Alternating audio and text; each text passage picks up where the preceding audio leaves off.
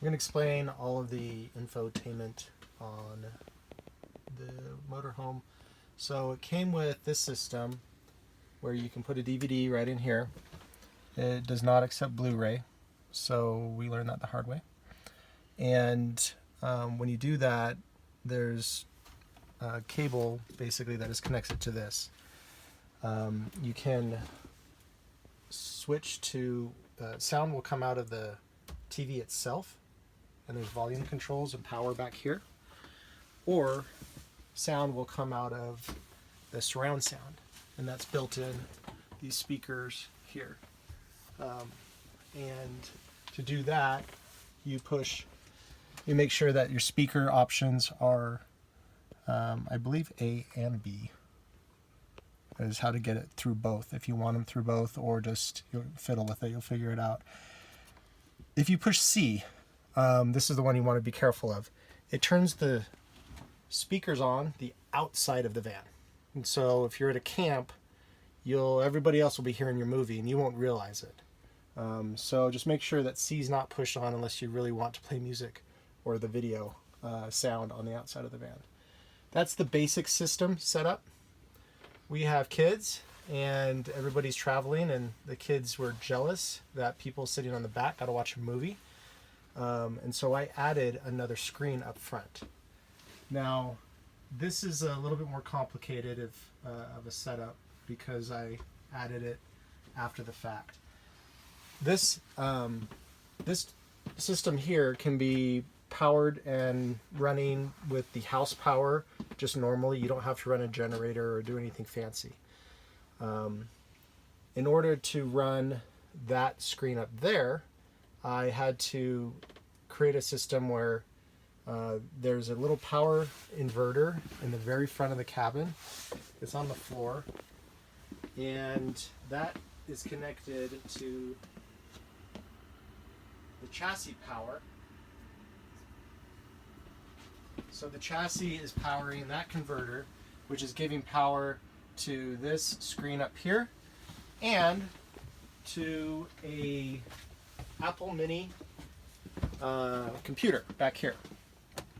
So make sure that the car is running if you're parked in order to use the system, or it won't work. If you're driving down the road and you want to watch a video off of this Apple computer through both monitors, then you'll have to basically, it'll be fine because the engine will be running. But like Michelle said, if you're parked, then you have to turn it so the chassis power's on, or you don't get power back here. So that's a little Jimmy Riggs solution for what we have got it to work. So the power just comes in from the very front into this cord, and I plug the computer in here. If you're at a campsite, you can take this plug and plug it into the plug that's right here, and it'll be run by the power cord going out. And so you don't have to run the car to do that if you're at a campsite. So you can kind of switch between this plug or this plug up here, depending on if you're at a campsite and you're plugged into their power, or if the generator's running, these plugs will work. So anyway, it's a little confusing. What's nice about the computer system, though, is everything's downloaded. We've downloaded, I don't know, 80 or so movies on there that we enjoy. And you'll be able to use the actual computer to watch movies, so you're not fiddling with discs and you're not fiddling with any download speeds.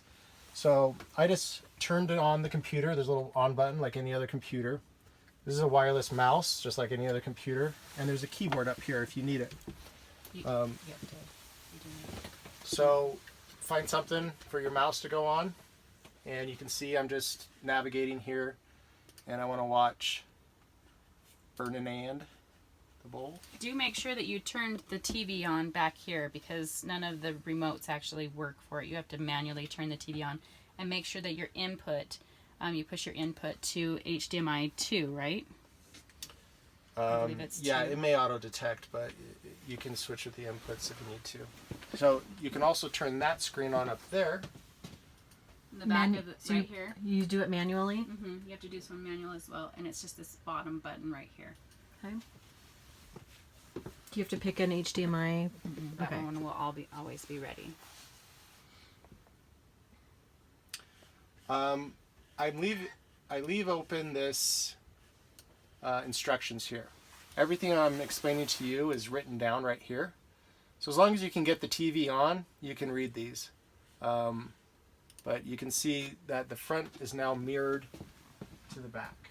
So it's just like a dual monitor. Just like a dual monitor. Sound will come out of the front. You kind of have to, if you're going down the highway, you got to blast it kind of full to hear it. And it's a little annoying for the drivers, but it's fun for everybody else. So go to full screen mode. And we're watching a movie on both monitors at the same time.